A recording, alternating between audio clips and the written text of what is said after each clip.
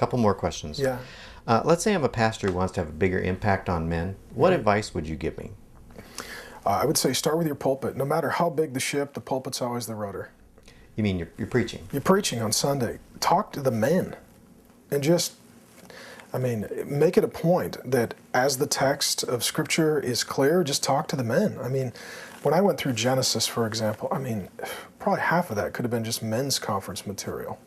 It's fathers, grandfathers, patriarchs, this guy raped this gal, this guy slept with his girlfriend. This guy couldn't keep a job, this guy walked away from God. And just the Bible is filled with men. And it's written by men. And God came as a man. With that, if you're saying, well, I don't know what to talk about, it's like, man, you gotta pay attention to the obvious. Yeah. I'm a hardcore verbal, plenary, inerrancy, Reform, Protestant, 1-hour sermon Bible guy. And I think at the end of the day, if you preach the Bible as a man, to men, good things happen. And again, when the text talks about women, you speak to the women. But I think the best thing is on Sunday, just start saying, now you dudes, here's what I need from you. You dudes, here's what you're doing. You dudes, this is why God made you. And calling out the men, speaking specifically to the men, challenging the men. You can build groups off of that. You can do mentoring relationships off of that. You can do church discipline off of that. But if it's not on Sunday, you're probably not going to get a big impact because the majority of the guys aren't going to show up for the men's event. If you get them at all, you're going to get them once, and you're going to get them on Sunday. Mm-hmm. And so if you say, hey, you guys come to this thing, you're going to get a percentage. So if you really want to have that shot, you take it on Sunday.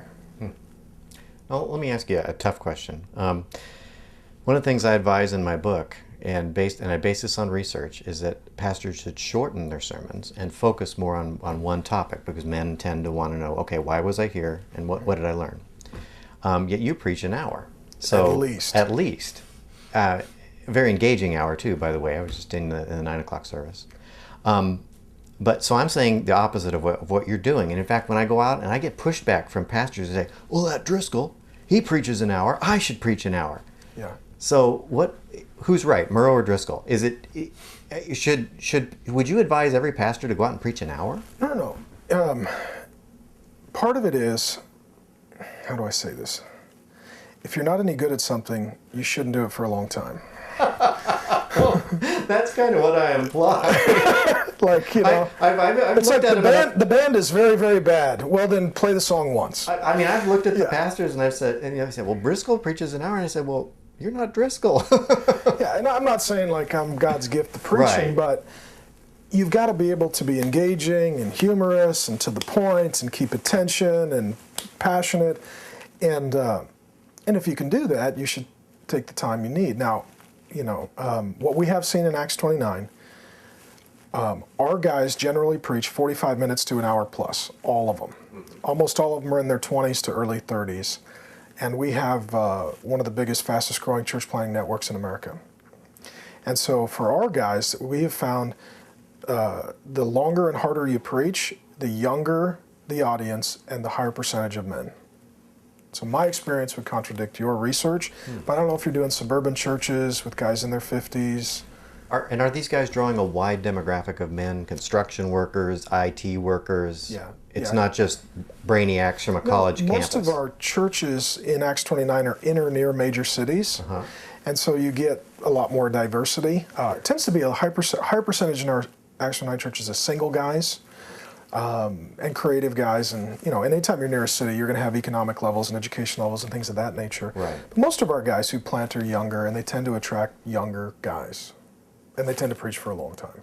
Now, what it's like in the suburbs with guys that are corporate and professional, mid-40s, 50s, 60s, I don't know, because we have a few suburban campuses we've recently launched, but that's totally new for us. Yeah. So the 1-hour sermon is not necessarily the answer for reaching men. No, but I don't think it's the length. I think it's how compelling the message is. Because guys will listen to stand-up comics for an hour. Right. And again, it depends on how compelling the comic is. Yeah. If he gets up and he's engaging and you're into it, and right. You're like, hey. If he's moderately funny, 20 minutes is probably just about right. Yeah, 20, 30 minutes with a guy who's got just a handful of jokes is about all you can handle. Right. So, in that way, I think it's less about length, and I think it's more about punch. Yeah. Last question. Yeah. in my network, I get a lot of guys who are in 150, 200 member churches, 75 member, up to 500. Yeah. These are guys working hard. A lot of traditional churches, a lot of older folks. They're trying to turn their churches around.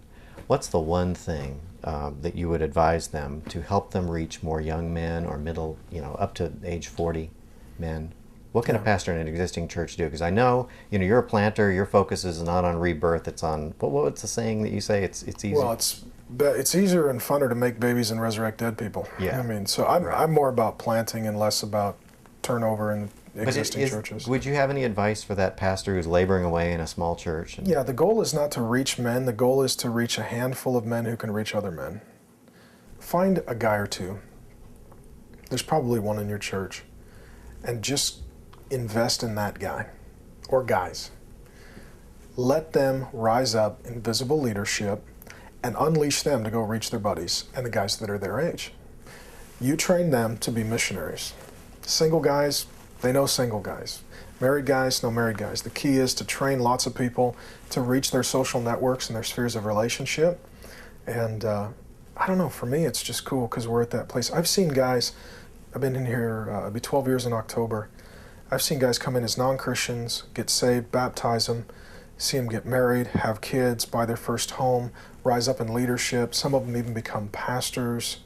It all started with just one guy. And then you look at the legacy he leaves if he gets his life together. And so sometimes it's not about how do we change the world. It's like, how do we get a couple of guys who have skill to be with Jesus and to get on mission? And then they're going to find tons of other guys and they'll make it happen.